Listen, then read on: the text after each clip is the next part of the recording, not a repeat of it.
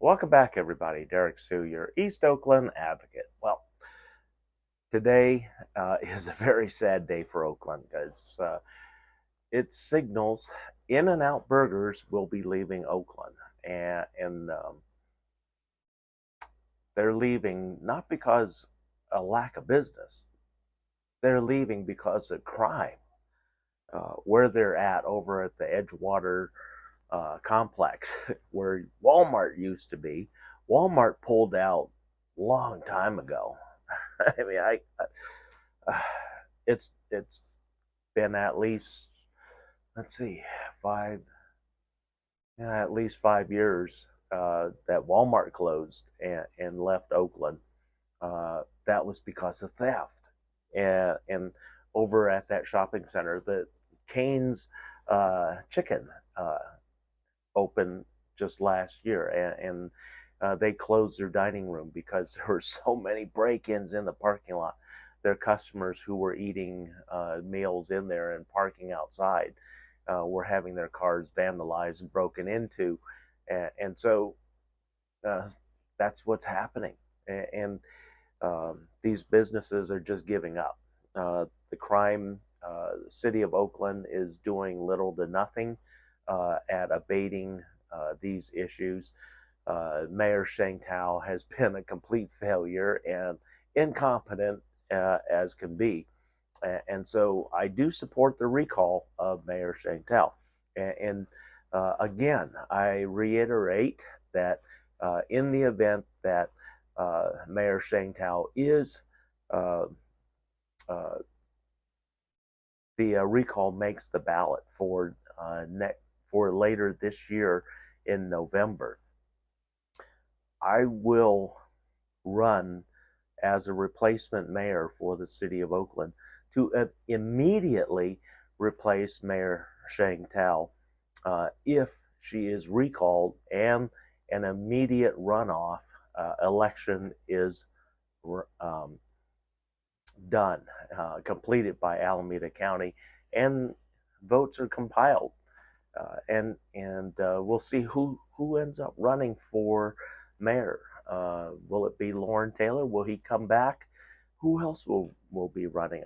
I was trying to run, and then the Crooked City of Oakland uh, political public ethics commission, the unethical publics commission, uh, eliminated me by illegally changing the date for filing. And it was all over the news, as a lot of you know, and a lot of you saw it. But now this is the second chance for you to get rid of that incompetent Mayor Sheng Tao. Say that you have lost uh, confidence in her ability to lead. And how you do that: number one, you sign the petition saying that I support the recall of Mayor Sheng Tao. And there may be additional recall petitions for city council members. So look for those. And then once you've signed that, your signature and mailing will be verified through Alameda County Registrar of Voters, and then it'll be tabulated. And once the minimum amount of um, signatures are acquired, it makes the ballot. Once it makes the ballot, then that opens the registration for candidates, replacement mayor candidates, to register before November. And so at the same time that you vote uh, to recall Mayor Sheng Tao, you also place your vote for the replacement mayor of Oakland. And I will be on that ballot because in when I started my campaign a year ago or 2 years ago, I was the only candidate with a lot of the answers that city of Oakland needed: how to deal with the police staffing shortage, how to deal with crime, how to deal with illegal dumping. I mean, there was a list of things that people were asking for and needing to be addressed. And like I told you, a lot of folks in the beginning, a city and its residents that have no vision for the future will perish. And that's in the Bible. And so that's something to take into account. And that's something that the city of Oakland has been lacking, not not only at the mayor's level, but at the city council level. No vision whatsoever.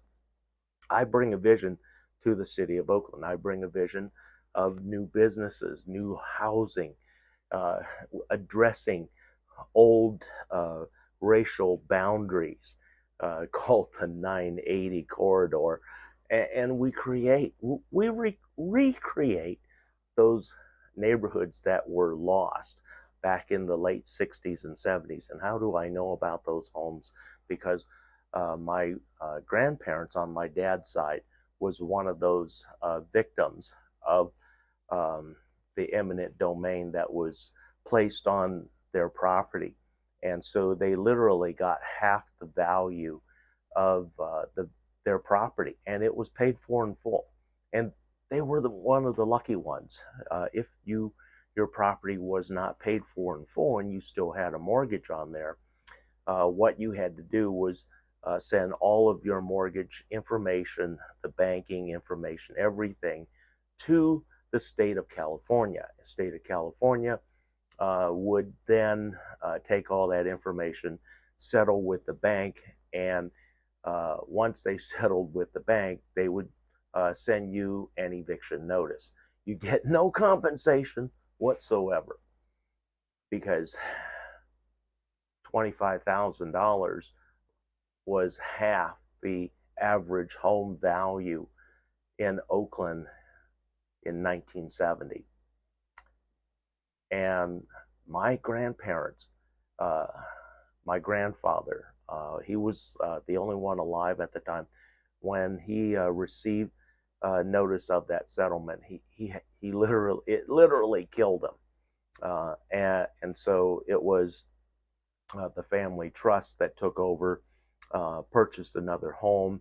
Uh, uh, an aunt secured a loan for an additional $25,000 on a 15-year mortgage. And so it was a struggle for the family. But a lot of you say, well, that's not too bad. Well, that wasn't fair because the eminent domain did not give them market value or an equal value where they could replace their home. And that was moved. That was one of the first ways that Oakland moved people of color out of Oakland with financial barriers by stripping away half the value of their home and making it absolutely impossible for you to reacquire another home inside of Oakland with what you had left. And so people left. That moved the poor folks of Oakland out of Oakland, out of West Oakland, and out of the downtown Oakland, and created the 980 corridor, which became essentially a modern day moat to a barrier from poor West Oakland and downtown Oakland, where there was business, there was shopping, and so it excluded the poor of West Oakland from shopping, and that's the best way that I can explain that. And then they created other barriers to create even more difficulty to get to the shopping by creating an industrial zone, which was Pacific Steel, the EB Mud administration, and service yards, and all sorts of very hazardous chemicals and industry back in the day. And that was the barrier. So you had to go through a chemical barrier, and then you had to go through a modern day moat, which was the freeway, and very limited access across into downtown Oakland to do your shopping. That was necessary for your family. Otherwise, you had to depend on the more expensive neighborhood mom and pop type stores and things like that. And so it really created separation of the poor Oakland and the connected Oakland. So my vision would be to create a deck over that, and on top of that deck is community housing, low cost housing, and that Oakland assumes the responsibility of upkeep and maintenance through its restored housing authority. Oakland Housing Authority, I would restore. And then we would fund that housing. And I have a vehicle that's in progress to help fund that and create the funds to sustain that project. And these are things that are necessary to keep Oakland vital and thriving. And then on the business side, again, we need to take advantage of the Oakland waterfront. Oakland Middle Harbor is a great opportunity to restore as a marine sanctuary and also entertainment zone district, along with residential housing, FEMA housing, and emergency housing. And this is all very doable, and we can actually make all of the necessary housing requirements for the regional housing requirements, which Oakland was required to have 26,000 new housing units in place by 2032. We would be able to fully attain all 26,000 units in that short amount of time without having to sacrifice any land, without having to squabble over not in my backyard. And this would be supported by many different funds and also many different foundations. Plus, it would have house FEMA housing, emergency FEMA housing for long-term use. So a lot of really good things inside the plan. How we deal with the crime.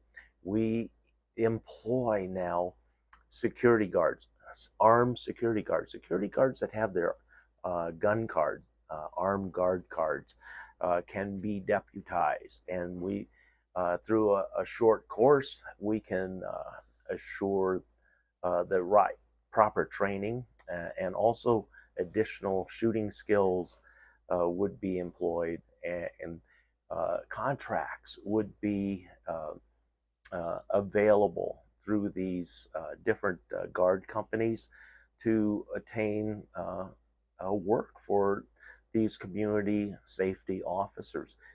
Community safety officers are not paid by the city of Oakland. They are not supported by tax revenue dollars by the residents. These are paid by district, community businesses, and residents. That's who pays for each of the different operations in each of the different districts.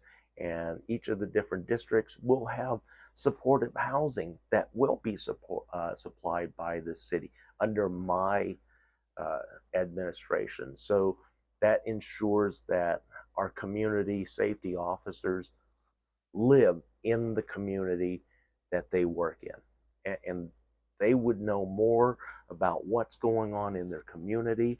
They would be able to relay that with Oakland Police Department, which would be their supervisor. And so there's a lot of good things with this. It doesn't cost the taxpayers anything additional. We see these types of community service officers in the wealthier communities. Think about Blackhawk. They have one of the largest community service safety officer agencies here in the Bay Area. And so a community that I lived in out in Harbor Bay in Alameda also had armed guards. And we paid that through our HOA, our homeowner association fees. And so they were paid and collected for our community safety officers. And along with the community safety officer, there was at least 2 Alameda police officers stationed in the same office with the security safety officers as oversight. So there's a lot of safeties involved in this. It's a very good system, very efficient system that works and addresses crime immediately without having to increase the overall police officer numbers, which may or may not be able to adjust up or down. But well, the only thing that I know that Oakland will have long-term problems with is the Oakland Coliseum Arena because of the dual ownership. One, the private ownership by John Fisher and company, formerly Oakland A's group, and the city of Oakland. City of Oakland owning the other half, the only half that can collect the tax dollars from the previous community benefits package and the taxes that used to be generated because the Oakland Coliseum, they're no longer being generated because it's really tanking. And if you notice this year, Monster Jam did not come to the Oakland Coliseum. First time in decades. Decades, folks. They went to San Francisco, across the bay to the competitor. Same thing with Supercross. That should be a red flag for you, Oakland, about how bad the situation is going to be at the Oakland Coliseum because of John Fisher. Alameda County should never have sold their portion. If they wanted to sell it, they should have sold it to the city of Oakland. Period. That's how it should have worked. But that's in the past now. But anyway, there's a lot of things that we can do very quickly. And if you, the city of Oakland voters, put me in office for the mayor's position, within the first 100 days, number one, we will have LaRon Armstrong restored as Oakland's police chief within 24 hours of me taking office. A lot of other things will be changing very quickly. I'm not going to mention all of them, but there's going to be drastic changes, top to bottom. We're also going to be looking at getting that $980 million of money that was put on the table by United States Secretary of Transportation Pete Buttigieg. And he agreed that the Highway 980 corridor should be dealt with, and he pledged $980 million for a project to move forward. So that's very good money. That's a lot of money that can create a lot of jobs here in the city of Oakland. And also by creating that jobs, we can also restore the land, the property above the 980 corridor, restore the neighborhoods that used to exist back in the day, and make that community land trust property, and restoring Oakland Housing Authority property. And also there's a very good possibility of creating a downtown arena for basketball, for ice skating, for hockey, for sports. So there's a lot of good things on the horizon if you elect me as your next Oakland mayor. Thanks for joining me today. We'll be right back.